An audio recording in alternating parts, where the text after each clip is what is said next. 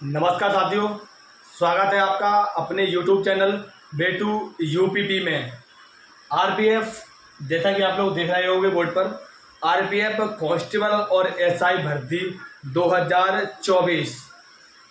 बहुत से बच्चों के प्रश्न हैं, बहुत से बच्चों ने हमारे पास कमेंट किए हैं कि आरपीएफ कांस्टेबल और जो दरोगा की भर्ती हुई है, बहुत से बच्चों ने एक साथ दोनों फॉर्म भर दिए और एक ही डॉक्यूमेंट लगा दिए हैं। क्या उनका फॉर्म एक्सेप्ट होगा या फिर रिजेक्ट हो जाएगा?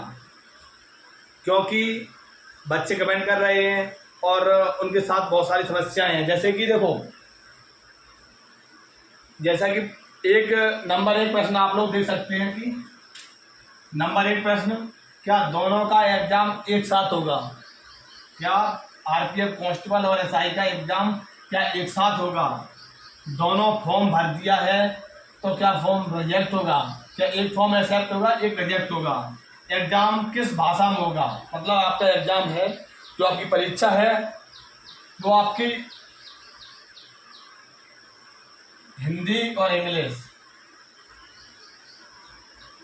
किस भाषा में होगी? क्या अपनी भाषा सेलेक्ट कर सकते हैं? एग्जाम कब तक होगा और एग्जाम का पैटर्न क्या रहेगा, एग्जाम का सिलेबस क्या रहेगा और एग्जाम किस मोड में होगा? इस प्रकार के आपके बहुत सारे बच्चों के प्रश्न हैं। देखो, पहले मैं आपको एक एक करके जितने सारे आपके प्रश्न हैं, सभी प्रश्नों का मैं आंसर देता हूं, बाकायदा आपको समझाऊंगा। आज आपको हमारे इस वीडियो में पूर्णतः है, जितने बच्चे जो तैयारी कर रहे हैं, पूर्णतः आपको जानकारी प्राप्त हो जाएगी कि आपका जो आपने फॉर्म भरा है और आप तैयारी कर रहे हो, जो आपके प्रश्न हैं, जो आप कमेंट करते हो।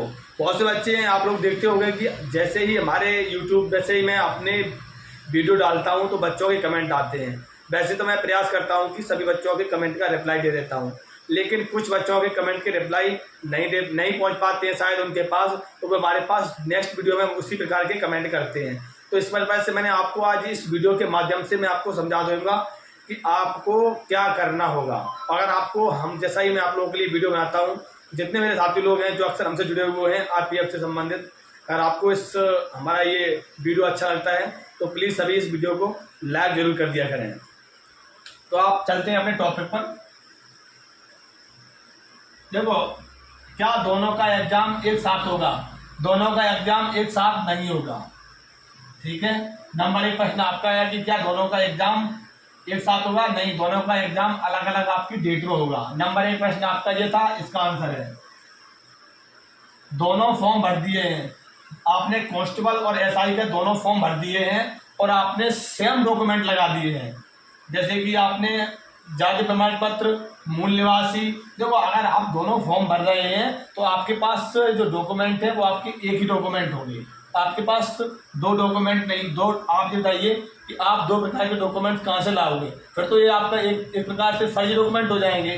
तो आपने फॉर्म भर दिया है, आपके पास एक डॉक्यूमेंट है, तो फॉर्म आपका एक्सेप्ट होगा और आपका एडमिट कार्ड आएगा, ठीक है। नंबर दो प्रश्न आपका हो गया। नंबर तीन, एग्जाम किस भाषा में होगा? तो वो आपको पता नहीं है, मैं आपको एक बताना चाहूंगा कि बच्चे हमारे पास कमेंट कर रहे थे गुजराती में होगा, बंगाली में होगा, बिहारी में होगा, इस प्रकार से कमेंट कर रहे थे। तो आपकी जो आपका एग्जाम है वो आपका हिंदी और इंग्लिश दो भाषा में होगा। आपका प्रश्न नंबर आपका तीन का आंसर है, आप लोग देख सकते हैं। आपने जौन सी भाषा सेलेक्ट की है तो आप देखो चेंज कर सकते हो।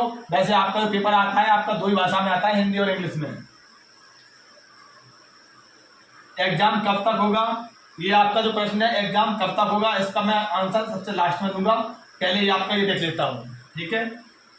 नंबर एक, मैथ।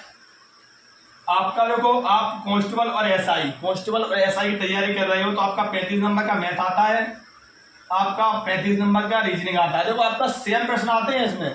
सिर्फ आपका क्या होता है कि आपका प्रश्नों के जो आंसर है, जो आपके जैसे प्रश्न मान लीजिए मैथ है, मैथ में आपके प्रश्न चेंज होंगे। आपका सिलेबस देख रहे हो आप, 50 नंबर का आपका जीएस है। टोटल आपके 120 प्रश्न हुए। टोटल आपके 120 प्रश्न है, जिसमें आपको समय 90 मिनट, आपको 90 मिनट मतलब 1 घंटा 30 मिनट जिसमें आपका एग्जाम होगा कंप्यूटर पे। कंप्यूटर मतलब सीबीटी। बहुत से बच्चे हैं जो अक्सर हमारे पास कमेंट कर रहे थे कि हमें कंप्यूटर चलाना नहीं आता है और हम एग्जाम को कैसे कर पाएंगे। देखो उसमें कुछ नहीं होता है। जैसे ही आप जाओगे कंप्यूटर पे, आप लोग पहले समझ लीजिए आपको सीबीटी मतलब कंप्यूटर किस प्रकार का होगा। जैसे ही आप जाओगे आपको कंप्यूटर में एक जो वहाँ पर, जैसे आप कमरे में जाओगे वहाँ पर एक ऑपरेटर होगा, तो आप आपका वो तुरंत खोल देगा वो, ठीक है। आपका जो आपको पासवर्ड दिया जाएगा वो आपका जो आपको एडमिट कार्ड मिलेगा उसमें पासवर्ड होगा, पासवर्ड से वो आपका कंप्यूटर खोल देगा।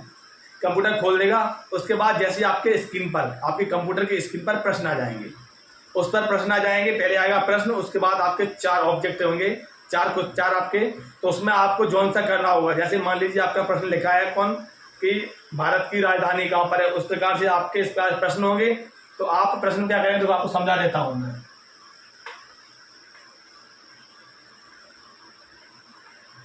भारत की राजधानी कहाँ पर है, इस प्रकार से प्रश्न होगा। 1, 2 और 3 और 4, इस प्रकार से आपके 4 ऑब्जेक्टिव होंगे। तो आपको जौन सा सही लगेगा आप उस पर क्लिक कर दें। मान लीजिए आप 1 सही लग रहा है 1 पे, 3 सही लग रहा है 3 पर, इस प्रकार से ABC में होगा, A या B C D में, इस प्रकार से होगा। आप जिस पर मर्जी आप उस पर टिक कर दोगे। जैसे आप टिक करोगे तो आपका ऑटोमेटिक सेव हो जाएगा। और यहाँ पर एक नेक्स्ट लिखा हुआ है, नेक्स्ट, यहाँ पर कंप्यूटर के सबसे लास्ट में लिखा हुआ, सबसे पुनः लिखा हुआ नेक्स्ट। आप इस पर क्लिक करोगे तो आपका जो प्रश्न नंबर 1 है तो आपका प्रश्न नंबर 2 खुल जाएगा। समझ गए आप बात को किस प्रकार से आपका ये, जैसे आप कंप्यूटर पर देने जाओगे उसमें कोई भी प्रॉब्लम नहीं है। आप, हमारे पास बच्चे कमेंट कर रहे हैं कि हम किस प्रकार से देंगे। आपका माउस होगा, आप माउस पर आप क्लिक कर दोगे, आपका नेक्स्ट प्रश्न खुल जाएगा। तो ये बच्चे हमारे पास कमेंट कर रहे थे कि आरपीएफ, कांस्टेबल और एसआई। और हाँ, ये आपकी जो आपका जो सिलेबस है, ये आपका सिलेबस है, आपका मैथ, रीजनिंग और आपकी जीए, ये आपका कांस्टेबल और एसआई दोनों में आपका सेम है। दोनों में आपके इस प्रकार के, दोनों में इतने प्रश्न आएंगे। अब आप लोग ये सोच लो कि 120 प्रश्न हैं और आपके पास समय सिर्फ आपके पास 90 मिनट है। मान लीजिए कि आपके पास एक प्रश्न के लिए 1 मिनट से कम समय मिल रहा है। जितने बच्चे हैं, अगर आरपीएफ से संबंधित, हाँ एक चीज और आपकी रह गई है कि एग्जाम कब तक होगा। देखो एग्जाम की मैं जैसे ही मुझे अपडेट लेता हूँ, जैसे मुझे जानकारी मिलती है एग्जाम की कि कब तक एग्जाम होगा, पहले अभी आपके जो बहुत से बच्चों के फॉर्म भर रहे हैं, इनके करेक्शन नहीं है, करेक्शन हो रहे हैं। और आपकी जो मैंने बताया था कि आपकी लास्ट विंडो 18 से लेके 20 तक आपकी सिर्फ 24 घंटे के लिए खुली हुई है। तो बहुत से बच्चों की फीस पेंडिंग में, अब उनकी फीस पेंडिंग हो रही है। और जिसमें आपकी देखो जो आपकी फीस है, आप एग्जाम देने जाओगे, मैं एक बार पुनः बताना चाहूँगा, जो आपको 250 रुपये, 450 रुपये जितनी आपकी फीस लगी है, जब आप एग्जाम देने जाओगे तो आपको फीस रिटर्न मिलेगी। आपने जिस प्रकार से आपने पे की है, आपने अगर फोन पे से की है, अगर आपने ऑनलाइन की है, अगर आपने फीस दी है, जिस किसी ने की है, आपने जहाँ कहीं फॉर्म भरवाया हो, तो आप उस फॉर्म को अपना रखें और आप उस जिस दुकान से आपने ऑनलाइन करवाया है उसके खाते में आपकी फीस जाएगी। इस चीज़ को आप अच्छे से जान लें, ठीक है। आरपीएफ से संबंधित अगर अपडेट मिलती है तो मैं आप तक जरूर पहुँचाऊँगा, ठीक है भाई लोग। अगर बहुत से बच्चे हैं जिनके प्रश्न थे कि एक साथ एग्जाम होगा वगैरह वगैरह, तो आज हमारे इस वीडियो में आपको पूर्णतः जानकारी प्राप्त हो गई है, ठीक है भाई लोग। अब मिलते हैं आपसे नेक्स्ट वीडियो में। जय हिंद।